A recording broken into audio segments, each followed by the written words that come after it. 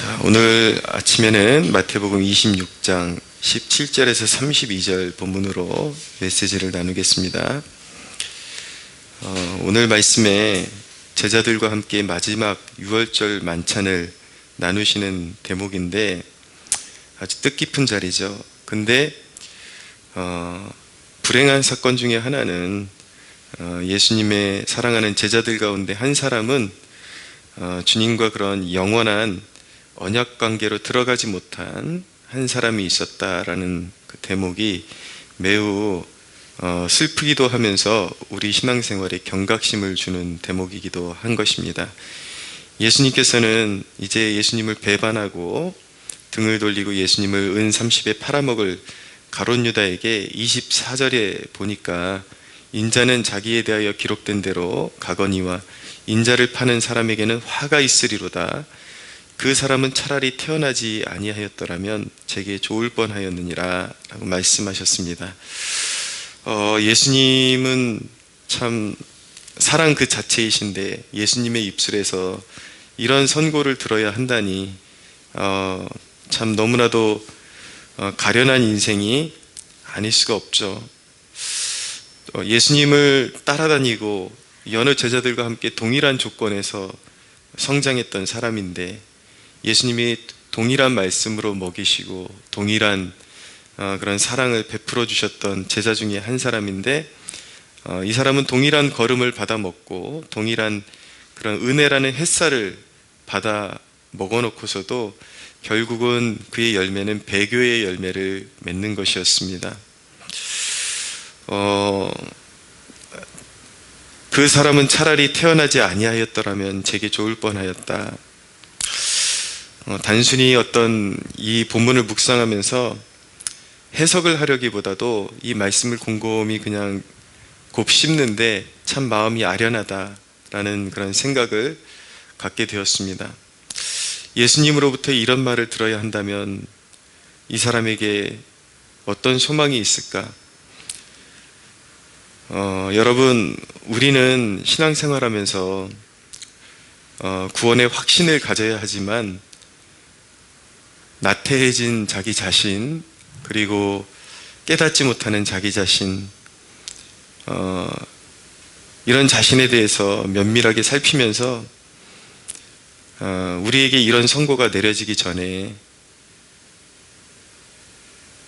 자기 스스로의 삶의 방향을 살피는 것이 매우 중요하다라는 생각을 갖게 되었습니다. 우리는 수없이 많은 말씀을 접하고 축복의 말씀을 접하기도 하고 경고의 말씀을 접하기도 하고 세월은 계속해서 흘러가고 있는데 우리 스스로의 삶의 방향이 과연 주님이 원하시는 그런 열매 맺는 그러한 삶의 방향으로 가고 있는지 모든 순간에 살펴야 합니다. 예수 그리스도로 말미암은 그 확신이 우리 안에 있어야 되지만 또한 사도의 그런 권면처럼 너희가 믿음 안에 있는지 스스로를 살피라 라는 말씀이 동시에 병행되어야 하는 것이죠. 정상적으로 성장했다면 그럴 일이 없지만 실질적으로 우리 주위에 신앙생활하는 사람들 가운데는 나는 예수의 피로 구원받았다고 하면서 하는 일 족족마다 배교의 행위를 하고 교회에 어떤 선한 영향력을 끼치는 것이 아니라 교회에 분란을 일으키고 계속해서 사람들이 실족하게 하고 넘어지게 하는 그런 일에 쓰임받는 사람들이 있기 때문인 것입니다. 열매로 그 나무를 알리라고 하셨는데 우리의 연약함은 괜찮습니다. 우리가 회개하고 우리가 돌이키고 그리고 주님 앞에 잘 하려고 하는데도 연약함이 드러나는 것은 주님이 책임져 주십니다. 그러나 문제는 무엇이냐면 그런 배교의 열매를 맺는 것, 사람들을 실족하게 넘어지게 하고 적극적으로 교회의 대적자가 되는 이런 일에 자신이 쓰임받고 있다 그러면 심각한 것이죠. 이런 열매가 드러나기 전에 나의 삶의 방향을 돌이켜보고 내가 지금 온전한 그런 신앙생활을 하고 있는가, 올바른 신앙생활을 하고 있는가, 내 삶의 열매들은 정말 사람들의 위로가 되고 신앙으로 격려가 되는 그러한 좋은 열매들이 나타나고 있는가. 예. 눈에 보이는 열매가 당장 없다 할지라도 내 삶 가운데 내가 지향하는 방향이, 그 방향을 바라보고 나아가는 것은 매우 중요하다라는 것을 우리가 알아야 되는 것입니다. 주님은 제자들과 이렇게 마지막 만찬을 나누시면서 십자가를 지시기 전에 이렇게 마지막 만찬을 나누기를 원하셨죠. 주님은 이 가운데 고난을 예고하십니다. 자신이 십자가를 져야 하고 고난받아야 할 것을 말씀하시지만 그 일이 제자들에게 얼마나 두려움으로 다가올 것을 주님은 아셨기 때문에 단순히 고난만 예고하시는 것이 아니라 주님은 반드시 약속을 함께 주십니다. 고난을 예고받는 제자들에게 반드시 회복의 약속을 함께 주신다라는 것을 우리가 발견하게 됩니다. 오늘 보면 두 가지 약속을 발견하게 되는데, 하나는 성만찬을 통해 주시는 영원히 함께 하시겠다라는 약속을 제자들에게 주고 계신 것입니다. 주님은 만찬을 통해서 떡을 나누시고 잔을 나누시면서 이것은 내 몸이다, 먹으라. 이것은 내 피다, 너희를 위한 내 언약의 피다, 받아 먹으라, 마시라. 이렇게 말씀하셨습니다. 여기서 성만찬이 이제 유래가 된 것이죠. 이 성만찬은 교회에 주신 영원히 교회가 받들고 지켜야 할 예식인 것입니다. 이 떡과 잔을 드는 의미를 잘 모르면 오해를 하게 됩니다. 불과 한두 주 전에 우리 교회에 새로 출석하기 시작한 청년 중에 한 명이 처음 나오자마자 목격하게 된 것이 성만찬이었습니다. 제가 이제 떡을 나눠서 이것은 주님의 살입니다. 그리고 잔을 나누면서 이것은 주님의 피입니다 라고 말씀드리고 떡과 잔을 나누는 그런 장면을 목격하고서 그 청년이 그 다음 주에 와가지고 한 말이 무엇이냐면, 아니 목사님, 어떻게 신의 살과 피를 인간이 먹을 수가 있습니까? 너무 잔인한 거 아닙니까? 그런 이야기를 하더라고요.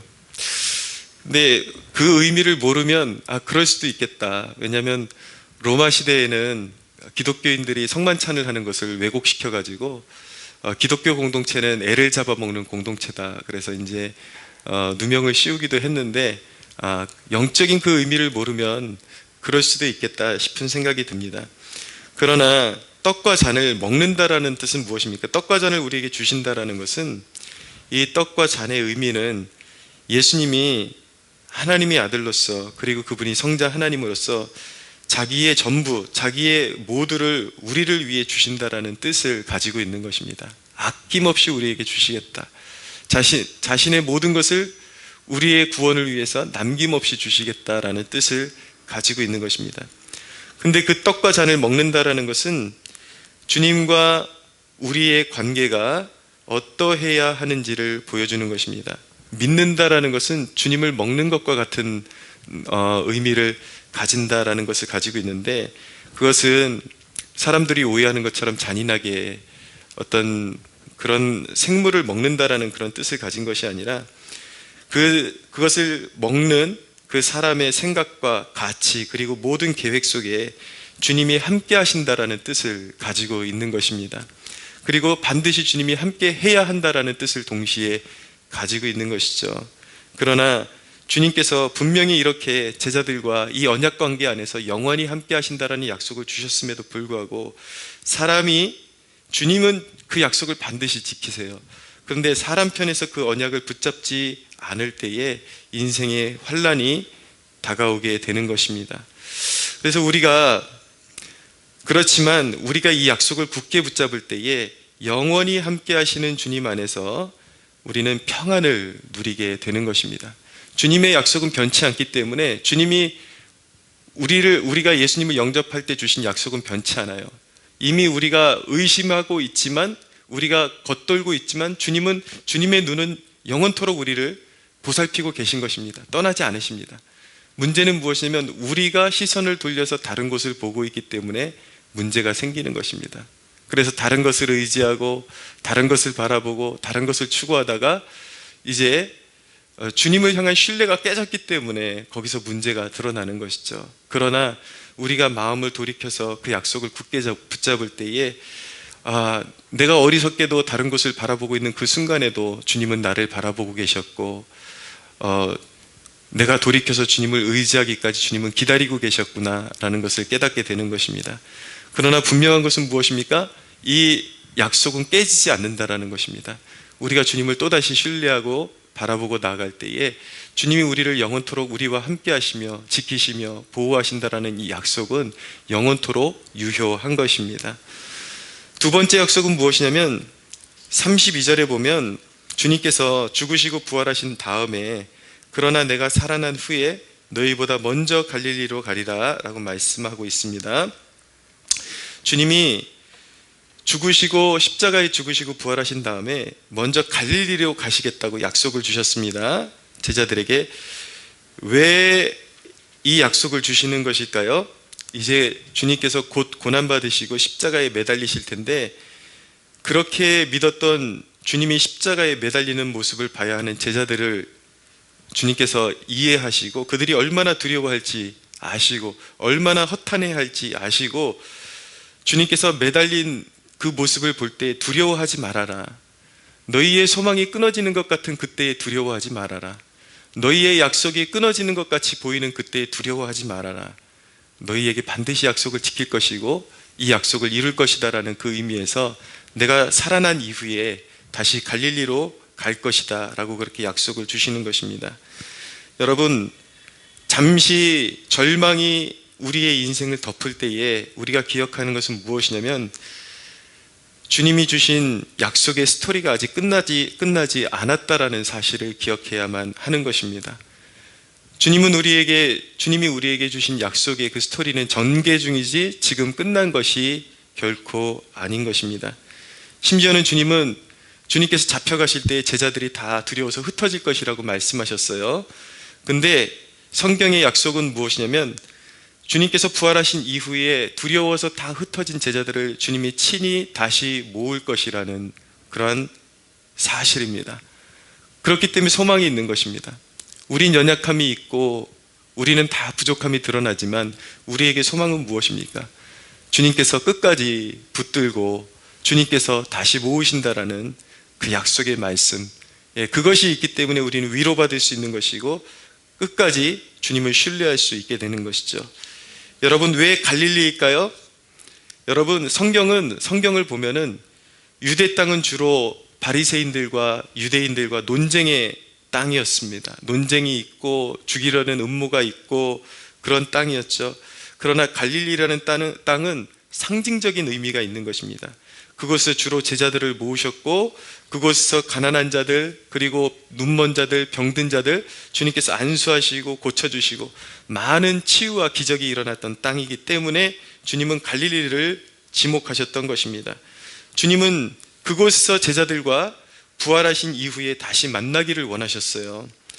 여러분, 이것이 바로 주님이 여러분을 향해서 가지고 계신 주님의 마음일 것입니다. 오늘 주님께서 여러분들에게 원하시는 것은 무엇일까요? 첫째는 두려워하지 말라는 것입니다. 주님의 약속의 스토리는 지금 전개 중이지 끝이 아니라는 것입니다. 그러나 부활하신 주님을 발견하고 주님께서 제자들에게 원하셨던 것은 무엇이냐면 주님과 역사를 함께 나누었던 주님의 가르침이 있었고 그리고 병든 자들을 치료하고 여러 가지 역사가 있었던 그런 갈릴리에서 만나기를 원하셨다라는 것은 여러분들이 이 순간 신앙의 순수함으로 돌이키기를 원하시는 그런 주님의 마음이 여기 묻어 있다라고 저는 생각을 합니다.